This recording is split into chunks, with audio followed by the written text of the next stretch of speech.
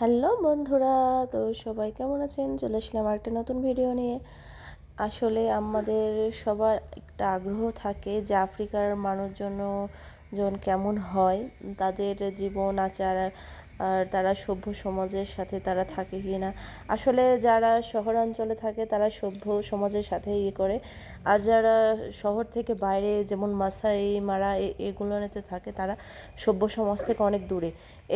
সেগুলোই আর কি। মাসাই মারার লোকজনেরা যেগুলো ব্যবহার করে, এখানে সব কিছু আছে, এই যে এখানে ঢাক আছে, ঢোল আর কি, যেটা বলে আর কি। আর এখানে কাপড় আছে তারা ব্যবহার করে।